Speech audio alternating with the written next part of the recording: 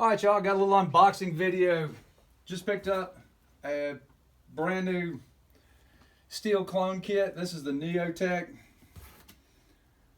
660 clone. So I got a 92cc chainsaw.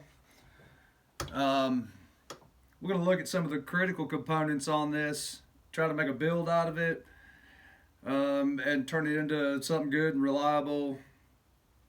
Yeah, let's get right into it.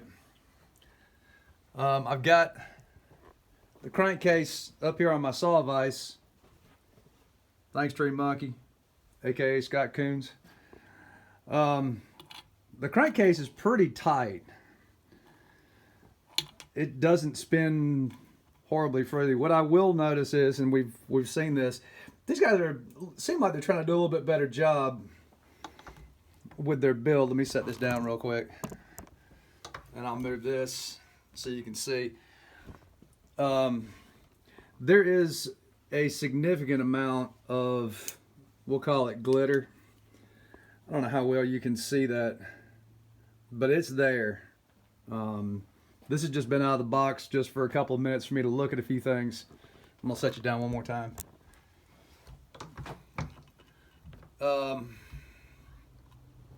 One of the things I was noticing, here, let me get this out of the way. And look, I mean, even, whoops, there we go. If you look up against where that nipple is, you can see that there's metal shavings right there where they punch this in. This side was the same way. There was a fair amount. I mean, I could wipe this off with my finger and you could see metal shards from the machining and everything else. So if you get one of these, you're really going to have to clean the case on it really well before you keep moving. And I think that's been consistent. One of the other things that I noticed,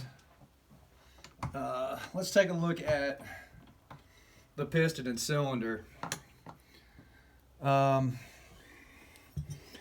The plating on this is okay.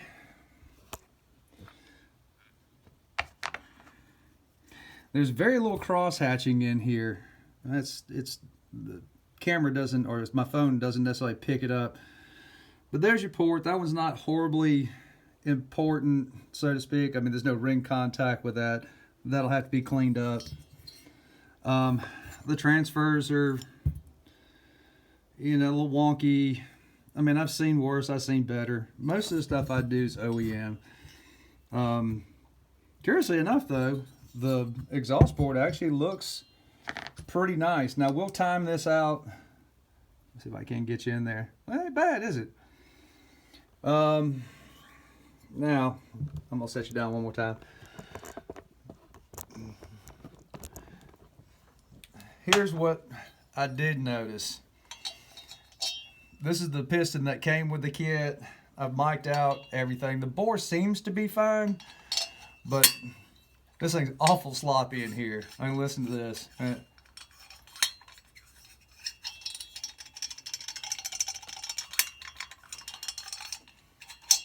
There's a natural taper to these pistons, and we'll just do this in inches.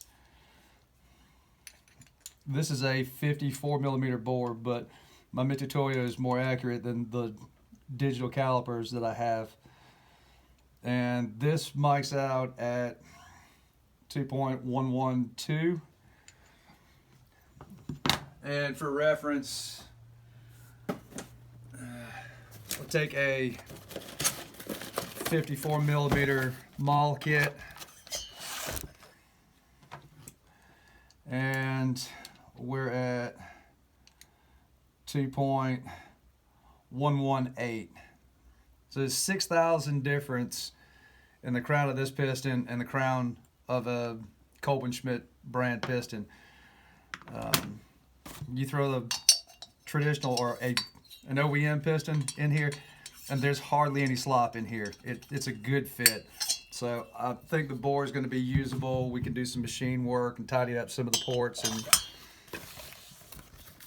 make that usable. Don't want to get these too long. I made a longer video earlier this morning and learned my lesson that because I don't have the ability to compress these videos, I got to keep them short and to the point. So there's crankcase, cylinder. The carburetor looks pretty decent. They seem to tout that, you know, there's a better carburetor there.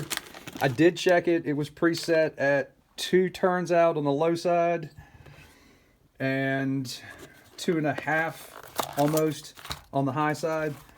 That's definitely going to flood your saw right off the rip. So I put those back at 1 and 1, and hopefully we can get going with that. But the carburetor itself doesn't look too terribly bad. I mean, there's good fit and finish there.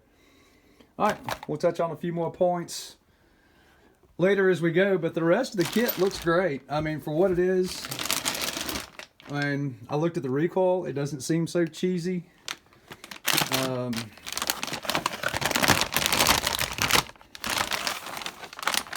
Just a quick glance, the spring, yeah, we might replace that. I don't want to get too deep into throwing a bunch of OEM parts at this, and I want to try and keep it as much aftermarket saw as we can.